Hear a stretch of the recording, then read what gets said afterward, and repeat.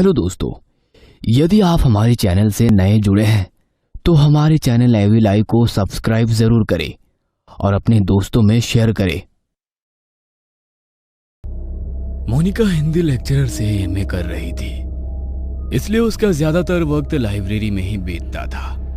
उसे कई तरह की किताबें पढ़ने का भी शौक था, इसलिए वहां से कोर्स की किताबों के साथ साथ वो और दूसरी किताबें भी ले जाती। एक बार वो अपने कोर्स की कोई किताब ढूंढ रही थी, तभी उसे एक किताब मिली। उस किताब पर बड़ा ही डरावना सा दरवाजा बना हुआ था। दरवाजे के पास शमशान की जलती हुई चिता में से एक साया अपनी लाल आंखों से मानो पुस्तक पढ़ने वाले को घूर रहा हो। उस किताब को देखकर एक पल के लिए मोनिका को डर लगने लगा, मगर वो फिर उत्सुकतावश उस किताब को उलटने पलटने लगी और उसने देखा कि मौत के रहस्य पर यह किताब लिखी हुई है। नाइस। इस किताब के अंदर भटकती आत्माएं और उनकी मुक्ति के कई रहस्य दफन है। इसे पढ़ने में मजा आएगा। तभी उसकी निगाह किताब पर लिखी हुई चेतावनी पर गई। किताब पर बड़े बड़े अक्षरों में आम इंसान को उस किताब से दूर रहने की चेतावनी लिखी हुई थी। मगर कहते हैं ना, इंसान को जिस काम के लिए मना किया जाए वो उसे जरूर करता है। इसलिए मोनिका ने तुरंत अपनी बाकी की किताबों के साथ उसे भी रख लिया। घर पर आकर उसने अपनी बाकी की किताबों के साथ उस किताब को भी अपनी स्टडी टेबल पर रख दी और अपने परिवार के साथ भोजन करने लगी। और फिर बातों ही बातों में उस किताब के बारे में भूल गई। देर रात को जब वो अपनी बहन के साथ सो रही थी और किताब स्टडी टेबल पर रखी थी, उस किताब पर बने हुए उस अजीब से चित्र में से रोशनी की किरण आने लगी। ऐसा लग रहा था जैसे वो किताब जल रही हो। वो किताब स्वयं उड़ते हुए मोनिका के पास पलंग पर आ गई। कुछ देर बाद जब मोनिका ने पलंग पर उस किताब को देखा तो वो हैरान थी। शायद निशु उस किताब को पढ़ने के लिए लेकर आई होगी। मोनिका को किताब हाथ में आने के बाद नींद नहीं आ रही थी, तो उसने किताब को पढ़ना शुरू कर दिया। उस किताब में बहुत सारी बातें मौत के रहस्य से जुड़ी हुई थी। उसमें एक भटकती हुई आत्मा का जिक्र था जो आकस्मिक मौत के कारण भटक रही है। उसकी कहानी पढ़कर मोनिका के रोंगटे खड़े हो गए। ऐसा लगने लगा मानो वो भटकती हुई आत्मा वहीं उसके आसपास ही मौजूद है। अजीब सी आवाजें आने लगी। कमरे के पर्दे हिल रहे थे।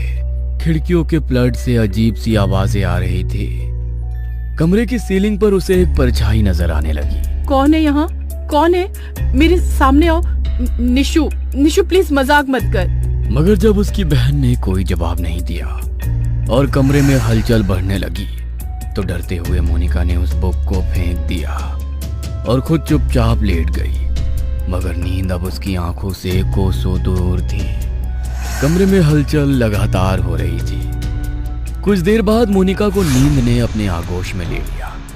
थोड़ी देर बाद जब उसकी नींद खुली तो देखा कमरे में घोप अंधेरा था। ऐसा कैसे हो सकता है, क्योंकि मैंने तो कमरे की लाइट्स चालू छोड़ी थी और खिड़की से भी तो बाहर की रोशनी कमरे में आती है। आज वहाँ भी अंधेरा क्यों है? उसने पलंग पर अपने हाथों से फोन को टटोला। जैसे ही फोन उसके हाथ में आया, उसने देखा रात के 8 बज रहे थे। रात के 8 बज रहे हैं? मैं सो रही थी तब तो शायद रात के 2 बज रहे थे। इसका मतलब मैं पूरा दिन सोती रही, किसी ने मुझे उठाया भी नहीं। ऐसा कैसे हो गया? और ये निशु यूं तो सारा दिन चबर चबर करती रही है, ऐसे कैसे अंधेरे कमरे में मेरे साथ सो रही है? सोचते हुए मोनिका ने कमरे की लाइट चालू करने की कोशिश की, मगर कमरे की लाइट चालू नहीं हो रही थी।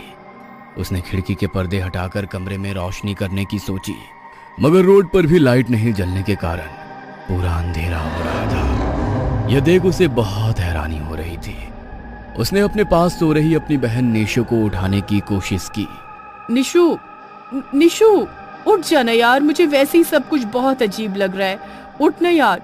मगर मोनिका की बात का जब निशु ने कोई जवाब नहीं दिया तो उसने उसकी चादर हटा दी। जैसे ही उसने चादर उठाई, निशु की जगह तकिए बिछे हुए थे।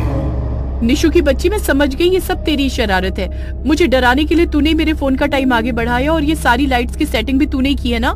कहाँ है तू बदमाश? निशु मेरे सामने आ। अपनी छोटी बहन निशु को आवाज देते हुए मोनिका अपने कमरे से बाहर निकली, मगर पूरे घर में भी अंधेरा था।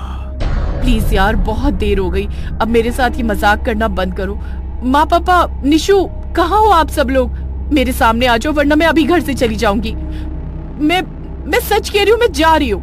कहते हुए मोनिका अपने घर के दरवाजे की ओर बढ़ने लगी और फिर दरवाजे पर दस्तक करते हुए दोबारा बोली, मैं जा रही हूँ, आप सब लोग आ रहे हो या नहीं? मोनिका के बार बार बोलने के बावजूद भी किसी ने उसकी बात का कोई जवाब नहीं दिया। अब डर के कारण उसकी हालत खराब हो रही थी। उसने तो वापस दरवाजा बंद कर दिया और हॉल की लाइट जलाने की कोशिश करी, मगर लाइट नहीं जल रही थी। वो मोबाइल की रोशनी में ही एक कमरे से दूसरे कमरे में उन लोगों को ढूंढ रही थी, मगर उसे पूरे घर में कोई भी नजर नहीं आया। ये मजाक नहीं हो सकता। निशु इतना गंदा मजाक मेरे साथ नहीं कर सकती और माँ पापा भी उसका साथ ऐसे थोड़ी न देंगे। मगर फिर ये सब लोग कहाँ गए? निशु को फोन लगाती हूँ। सोचते हुए उसने अपने फोन पर जैसे ही निशु का नंबर डायल किया, फोन पर घंटी गई ही थी कि एक जलता हुआ साया ठीक उसके सामने से निकल गया। वो डर से चीखने लगी, मगर उसकी चीख सुन वो साया वहां से गायब हो गया था। उसने निशु का नंबर डायल कर दिया था तो एक कमरे में उसका मोबाइल बजने लगा। पूरे सुनसान घर में जब मोबाइल की आवाज गूंज रही थी तो मोनिका हाथ में मोबाइल की रोशनी लिए उस आवाज की तरफ बढ़ने लगी। उस कमरे में भी पूरा अंधेरा था। मोबाइल की आवाज और रोशनी पलंग के नीचे से आ रही थी। उसने पलंग के नीचे झुककर वो फोन उठाया तो फोन गीला था। उसने अपने मोबाइल की रोशनी में उस जगह को देखा तो वहां से खून बह रहा था। उसने झुककर देखा तो वहां पर निशु की लाश थी, जिसे देख मोनिका की चीख निकल गई। वो खून उसके सर से बह रहा था। उसने तुरंत उसका हाथ पकड़कर उस लाश को पलंग के नीचे से बाहर निकाला। निशु, निशु, ये क्या हो गया तुम्हें? किसने किया तुम्हारा ये हाल?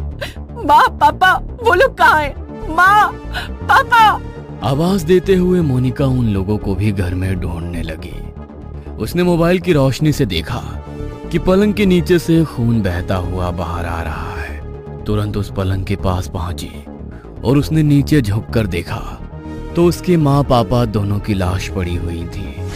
उन दोनों के सर में भी चोट आई थी और खून सर से ही बह रहा था। उसे कुछ समझ नहीं आया कि उसके घर वालों के साथ यह हादसा कैसे हो गया और वो ऐसे कैसे नींद में सोती रही कि उसे कुछ होश ही नहीं था। उसे रोना आने लगा। वो बहुत देर तक उन लोगों का हाथ पकड़े वहीं पर रोती रही। कुछ देर बाद उसने सोचा अब पुलिस को खबर करनी चाहिए। सोचते हुए उसने तुरंत अपना मोबाइल हाथ में लिया और पुलिस का नंबर डायल करने लगी, मगर नंबर लगातार एंगेज जा रहा था। गुस्से में वो खुद पुलिस कंप्लेंट करने के लिए घर से निकलने लगी, मगर घर का दरवाजा उससे नहीं खुल रहा था। तभी अचानक पूरे घर की लाइट बंद चालू होने लगी। वो डर कर एक कोने में खड़ी हो गई और वही जलता हुआ साया उसे अपने सामने नजर आने लगा। वो डर कर एक कोने में खड़ी हो गई। उसकी लाल आंखें मोनिका को ही घूर रही थी।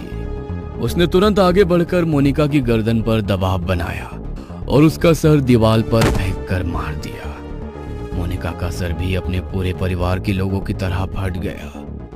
कुछ पल के लिए उसकी आंखों के आगे अंधेरा हो गया, मगर जब उसे होश आया तो उसने देखा उसके घर बहुत सारे लोग इकट्ठे हो गए थे।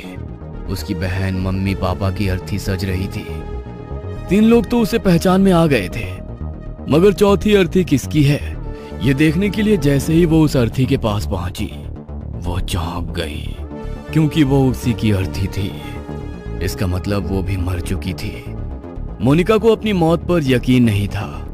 वो पूरे घर में लोगों के पास जाकर उन्हें यकीन दिलाने की कोशिश करने लगी कि वो जिंदा है, मगर आत्मा भी कभी किसी को यकीन दिला सकती है। मोनिका की मौत के बाद वो किताब उसके घर से गायब हो गई। दूसरी तरफ लाइब्रेरी में कुछ बच्चे किताब को ढूंढ रहे थे। उन्हें लाइब्रेरी में वही किताब नजर आने लगी जो निकिता अपने घर लेकर गई।